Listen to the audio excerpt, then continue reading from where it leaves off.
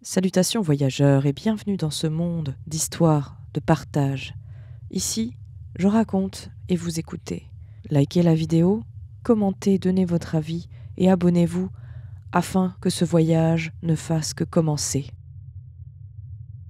La garderie du Joyeux Soleil. À quelques kilomètres de ma ville se trouvait une vieille maison de campagne. Elle avait été transformée en garderie, où les parents déposaient leurs enfants le matin et les récupéraient le soir. Cependant, cette garderie avait cessé ses activités depuis quelques années. Dans la cour avant, à quelques mètres de la maison, se trouvait un panneau indiquant « Happy Sun Daycare », galerie du soleil joyeux, sur lequel était peint un joli soleil de dessin animé. Dans l'arrière-cour, clôturée, se trouvaient les équipements de jeu qui étaient tombés en désuétude et commençaient à rouiller. Un toboggan, deux balançoires, une cage à singes et un manège étaient autrefois couverts par des nuées d'enfants qui couraient et jouaient en plein air. Depuis, ils sont devenus des perchoirs pour les oiseaux et les écureuils du coin et sont envahis par des fourmis plutôt que par des enfants. J'avais décidé d'écrire un article sur la garderie Happy Sun pour le blog d'information pour lequel je travaillais. D'une part, plusieurs personnes présentes aujourd'hui avaient fréquenté cette garderie. Je me suis dit qu'il serait intéressant de lire un article sur leurs expériences et de voir si elles avaient eu un impact sur leur vie future. L'autre raison n'était pas aussi innocente. Il y a toujours eu des parents inquiets à l'idée de laisser leurs enfants à la garde de quelqu'un d'autre. Il s'agissait de cette inquiétude constante quant à la sécurité de leurs fils et de leurs filles, en particulier avec toutes les histoires d'horreur publiées en ligne à propos de diverses tragédies liées aux garderies. Pour mon rapport, j'ai décidé d'interroger à la fois les employés et des personnes qui avaient fréquenté la garderie lorsqu'elles étaient enfants. Je voulais obtenir autant de points de vue différents que possible, afin que mon rapport ne semble pas trop biaisé. Bien entendu, j'ai accepté de ne pas utiliser des noms réels par respect pour leur vie privée. La première personne que j'ai interrogée était une femme d'âge moyen qui s'occupait des enfants à la crèche. Pour préserver sa vie privée, nous l'appellerons simplement Margaret. « Comment était-ce de travailler à la garderie ?» lui ai-je demandé. Elle m'a répondu « Oh, rien de très spectaculaire, c'est juste une journée typique de travail avec des enfants, ou des bébés dans mon cas. »« Je vois, » ai-je dit avant de demander. « Avez-vous eu des problèmes en travaillant là-bas ?»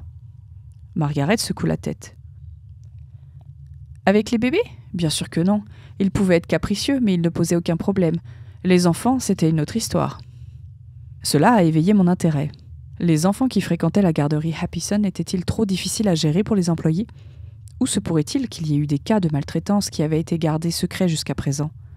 Il fallait que je le découvre. « Pourquoi ? » demandai-je. Margaret s'est arrêtée un instant comme si elle appréhendait de me parler. « Il y a eu des moments où j'ai entendu des cris étouffés. Non pas des petits cris, des vrais cris. Au début, j'ai pensé que c'était juste les enfants qui faisaient semblant d'avoir peur. Mais plus je les entendais, plus je me rendais compte que ces cris étaient bien réels, que quelque chose les terrifiait, voire leur faisait du mal. « Avez-vous déjà vu des enfants se faire blesser ?» Margaret acquiesce.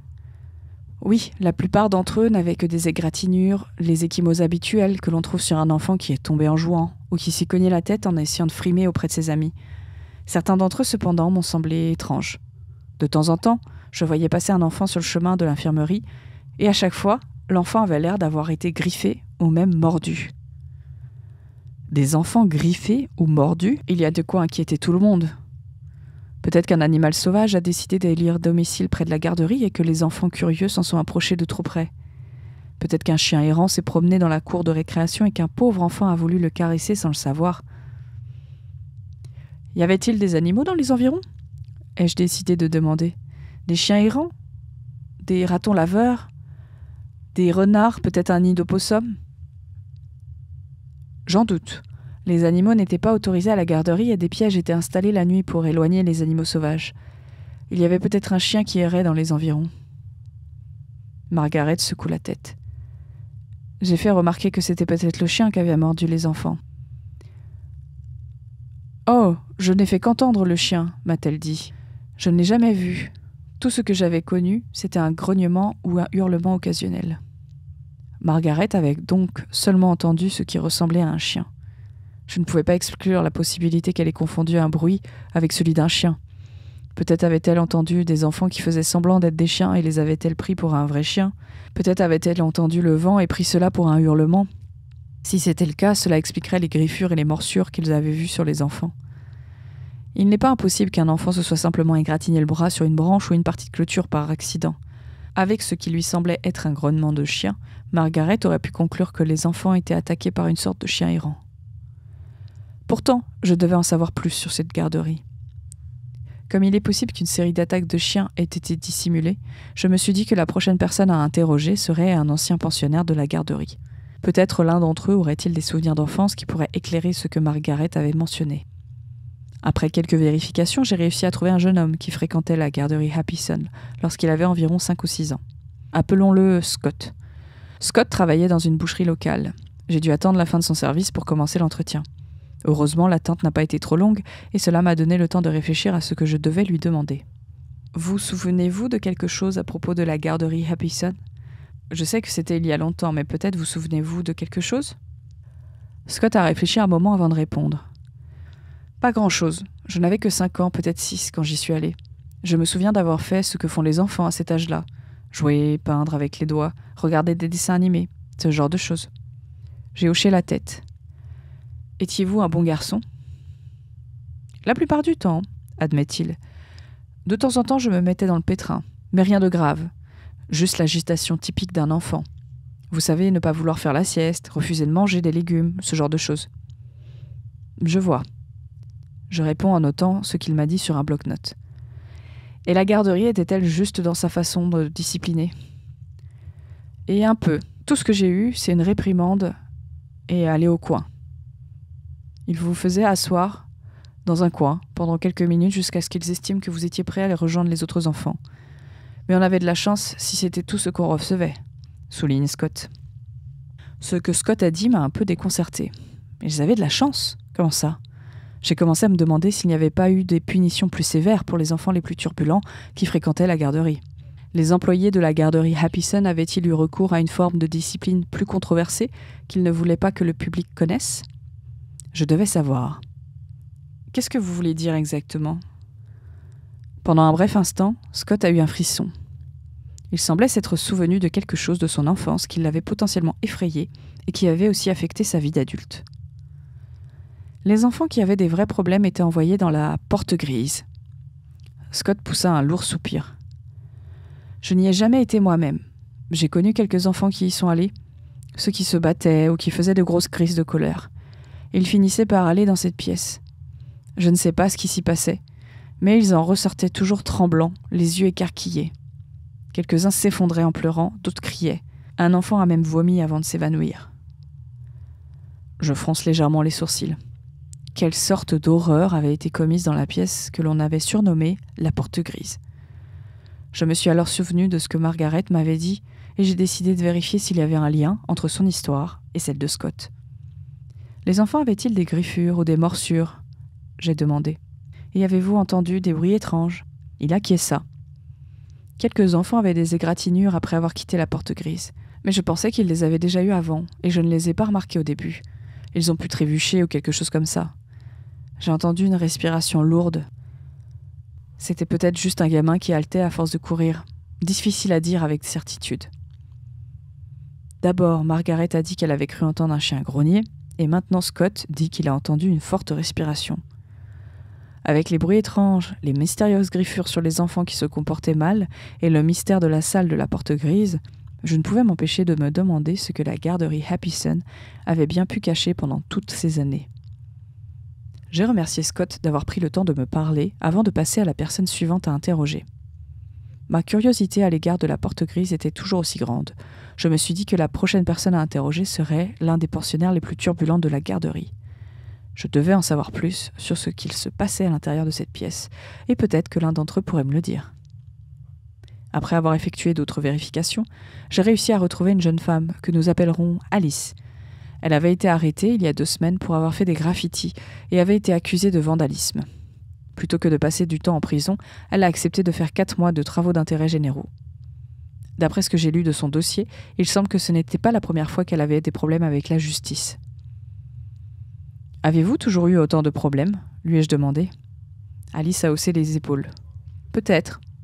Je n'étais pas sûre qu'il serait facile d'obtenir d'elle les réponses que je voulais. Elle semblait être du genre à ne coopérer que si elle en retirait quelque chose, comme moins de temps derrière les barreaux. « J'ai besoin de savoir ce qu'il en est de la garderie Happyson », lui ai-je demandé. « Souvenez-vous de quelque chose à propos de la porte grise ?» Pendant une brève seconde, un soupçon de peur a brillé dans ses yeux. Son visage est devenu pâle et quelques perles de sueur ont coulé sur son front. « C'était il y a longtemps », fit remarquer Alice. Je lui répondis. « Vous devez bien vous souvenir de quelque chose. Les registres indiquent que vous aviez 10 ans lorsque vous y étiez. Êtes-vous sûr de ne rien vous rappeler ?» Alice prend quelques profondes inspirations et commence à retrouver son calme. Si la simple mention de la salle de la porte grise suffisait à lui faire peur, après toutes ces années, je ne pouvais m'empêcher de redouter les horreurs qu'elle avait pu y vivre. Voilà quelqu'un qui a eu des démêlés avec la justice, quelqu'un qui avait été arrêté pour divers délits, principalement le vol, vandalisme et cambriolage. Et pourtant, c'est quelque chose de son enfance qui lui faisait le plus peur d'être puni. Pourquoi ? D'accord, je vais vous le dire. Mais vous devez me promettre de ne jamais le dire à qui que ce soit. Mais vous devez me promettre de ne jamais dire ce que je vous ai dit à qui que ce soit. C'est compris ? Alice soupire. Je la rassure. Je ne révélerai aucun nom. Tout cela sera strictement confidentiel. Alors je jouais dehors, dans la cour de récréation, a-t-elle commencé à expliquer. Je me souviens que je voulais jouer sur les balançoires. Un autre enfant a prétendu qu'il était là d'abord et qu'il voulait y jouer. Avant même que je m'en rende compte, nous nous sommes disputés. J'ai perdu le contrôle. L'instant d'après, il était par terre en train de pleurer. J'ai dû le pousser pendant la dispute. L'une des enseignantes s'est approchée. Elle m'a attrapé par le bras et m'a entraîné à l'intérieur. Elle m'a dit que je serais emmenée dans ce que les autres enfants appelaient la salle de la porte grise pour me punir. Qu'y avait-il à l'intérieur ? Demandai-je avec impatience. Alice prit une autre grande inspiration et laissa échapper un frisson et un soupir. La pièce était presque vide. Je me souviens que le sol n'était que de la terre battue et que la seule lumière était une vieille ampoule miteuse qui n'éclairait presque rien. L'adulte m'a poussé à l'intérieur et a claqué la porte. Au début, j'essayais de frapper la porte et de crier. J'ai crié pour que quelqu'un ouvre cette porte. Il faisait si sombre et si froid, et j'avais si peur. Et j'ai entendu quelque chose. Il y avait quelque chose derrière moi. Je me suis retournée, et je me souviens avoir crié plus fort que je ne l'avais jamais fait dans ma vie. J'ai froncé les sourcils, inquiet. Et qu'avez-vous vu ? C'était un chien, ou du moins je pense que c'était un chien. Elle étouffe quelques larmes. Je ne l'ai pas bien vu parce qu'il faisait si sombre. Tout ce dont je me souviens, c'est que c'était le chien le plus gros et le plus laid que j'ai jamais vu. Cette chose avait les yeux jaunes brillants, d'énormes dents pointues et était couverte d'une fourrure noire et hirsute. Avant même que je ne m'en rende compte, il a grogné et s'est jeté sur moi. J'ai couru aussi vite que j'ai pu, en criant et en suppliant qu'on vienne me sauver. Il s'est accroché à ma jupe avec ses dents et a essayé de me tirer vers lui. J'ai trébuché et je suis tombée, mais j'ai réussi à lui donner plusieurs coups de pied au visage pour qu'il lâche prise. Puis, il s'est à nouveau jeté sur moi. Heureusement pour moi, la porte s'est finalement ouverte et l'un des encadrants m'a sorti de la salle et a claqué la porte avant que le chien ne puisse m'attraper à nouveau. Il y avait donc bien un chien après tout. Les histoires commençaient à s'assembler. L'histoire de Margaret, qui avait entendu des cris et des grognements. L'histoire de Scott sur les enfants horrifiés qui avaient été envoyés dans la salle à la porte grise. Maintenant, l'histoire d'Alice, qui avait été envoyée dans cette pièce et a été attaquée par une sorte de gros chien vicieux. Pourtant, je voulais en savoir plus. Pourquoi avoir utilisé un chien ? Pourquoi l'ont-ils caché ? Peut-être que les responsables de la garderie Happyson avaient peur qu'une telle punition soit trop extrême pour des enfants. Ou peut-être craignaient-ils d'être poursuivis en justice par un groupe de défense des droits des animaux. J'ai remercié Alice pour son temps et je suis partie à la recherche de la prochaine personne à qui parler. Peut-être s'agira-t-il d'un autre employé. Si j'avais de la chance, je pourrais peut-être amener l'un d'entre eux à révéler la vérité sur ce qui se passait dans cette salle à la porte grise. Une fois de plus, j'ai commencé à chercher dans les dossiers de tous ceux qui avaient travaillé à la garderie Happyson. Il m'a fallu du temps pour trouver quelqu'un qui accepte de me parler. La plupart des anciens employés que j'ai interrogés étaient soit trop occupés, soit ne voulaient tout simplement pas accorder d'entretien. Quelques-uns d'entre eux m'ont également adressé des injures. Je ne saurais dire s'ils étaient furieux que j'ai appris ce qui se passait il y a des années, ou s'ils avaient peur de ce qui pourrait arriver s'ils me révélaient d'autres secrets. J'ai tout de même réussi à retrouver au moins une personne qui était prête à me raconter son expérience de travail à la garderie Happison. Monsieur Smith, comme nous l'appellerons, travaille comme concierge à la garderie lorsque celle-ci était encore en activité. Il avait réussi à obtenir ce poste uniquement parce que sa tante était responsable de l'un des bureaux principaux de la garderie. Cependant, Monsieur Smith a déménagé dans une autre ville depuis que la garderie a fermé ses portes il y a des années. Je n'ai donc pas pu l'interviewer en personne, mais nous nous sommes envoyés des courriels. Monsieur Smith m'a expliqué qu'il souffrait d'une forme de narcolepsie depuis son adolescence, ainsi que de somnambulisme. Les médecins ne parvenaient pas à déterminer la cause de son état, mais ils ne trouvaient pas non plus d'autres effets néfastes sur la santé liés à cette maladie. Il n'en reste pas le moins qu'il lui est difficile de trouver du travail. Il m'a dit qu'il était reconnaissant à sa tante d'avoir réussi à lui trouver un emploi à la garderie Happison. J'avais tellement de questions, et je ne savais pas laquelle poser en premier. Après avoir reçu sa première réponse, je lui ai écrit. Je voulais savoir comment il avait pu conserver son emploi malgré sa maladie. Prenait-il des médicaments? Comment les autres employés et les enfants le traitaient-ils? Quelques jours se sont écoulés avant que je ne reçoive une réponse de sa part. J'ai rapidement ouvert le dernier courriel de M. Smith et j'ai commencé à lire. Il m'a répondu que sa tante lui préparait une tisane spéciale qui l'aiderait à contrôler sa narcolepsie. Apparemment, elle croyait fermement à la médecine par les plantes et affirmait qu'elle était meilleure que n'importe quel médicament standard sur le marché. M. Smith a écrit que la tisane était assez amère et qu'il détestait la boire, mais qu'il devait la boire s'il voulait garder son emploi. Cependant, il arrivait que sa tante n'ait plus les feuilles nécessaires à la préparation du thé et qu'il finisse par s'endormir. C'est alors qu'un autre employé est allé s'assurer qu'il ne se blessait pas accidentellement ou qu'il ne blessait pas les autres. En ce qui concerne la manière dont les autres l'ont traité, M. Smith a expliqué dans sa lettre que les enfants étaient généralement très gentils avec lui. La plupart d'entre eux étaient assez curieux et lui posaient beaucoup de questions pendant qu'il travaillait. Quelques-uns se montraient gênants, mais il ne se souvient d'aucun d'entre eux qui ait posé trop de problèmes. En revanche, les autres employés semblaient mal à l'aise en sa présence. Il a expliqué qu'il avait l'impression qu'il semblait extrêmement prudent à son égard. Il a également souligné que sa tante le surveillait toujours de près.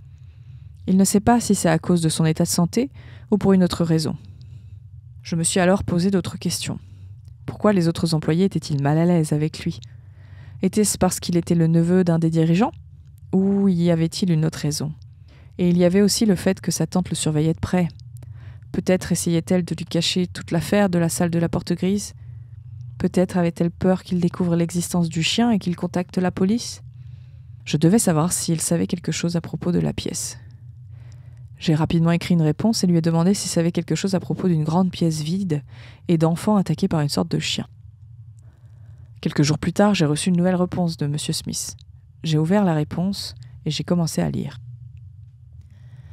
Il m'a dit qu'il ne se souvenait pas d'avoir vu un chien à la garderie. En fait, il a souligné que les animaux n'étaient pas autorisés sur la propriété et qu'il posait des pièges pour empêcher les écureuils et les souris d'entrer. Sa tante était également très stricte en ce qui concerne l'interdiction des animaux de compagnie.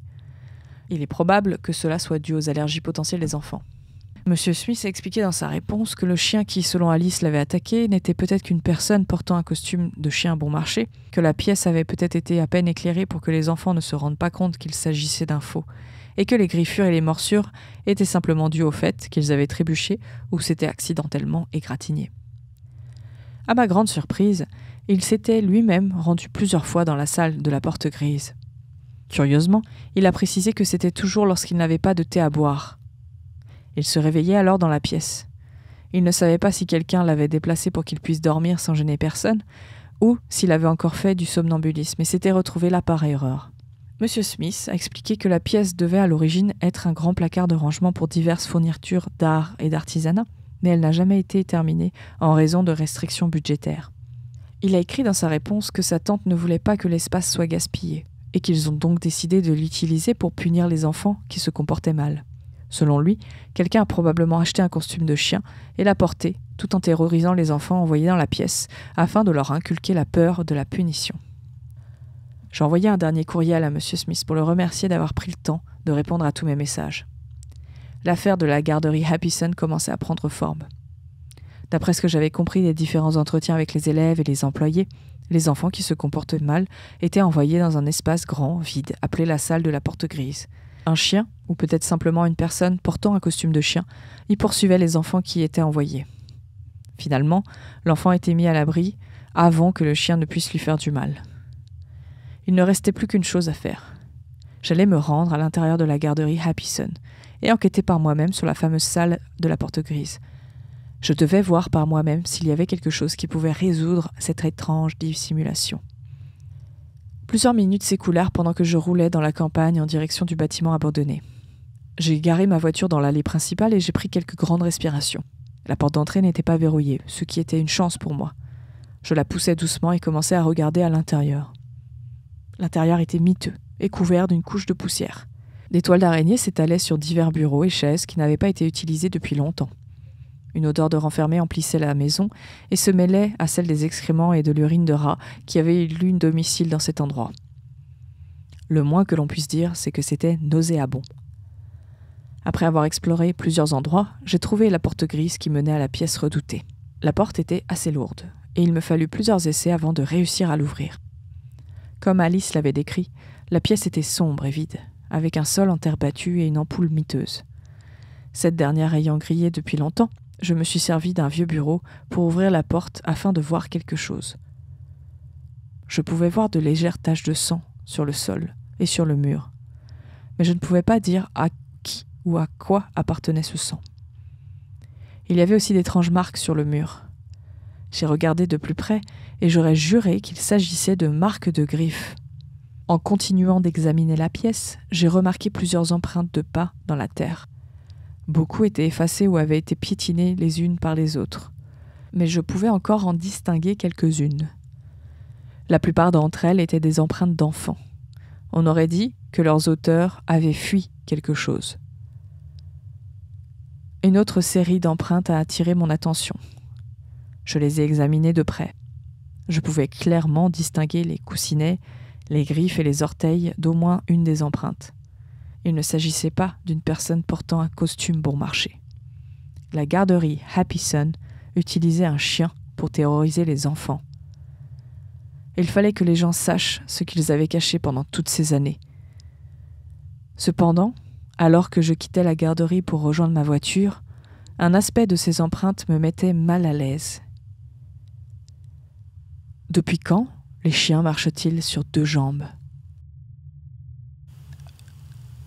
Waouh, je me suis laissé complètement porter par cette histoire superbement écrite, avec des indices tout au long, des interactions avec des personnes différentes, on est enquêteur avec la personne, c'est génial. Et vous, qu'en avez-vous pensé ? Avez-vous déjà vécu une situation pour hurler de terreur de la même manière qu'Alice ? Perso, oui. Racontez-moi en commentaire votre avis ou vos expériences. Likez la vidéo et abonnez-vous pour soutenir ce que j'ai fait et suivre les prochaines vidéos qui arrivent. Merci. À bientôt.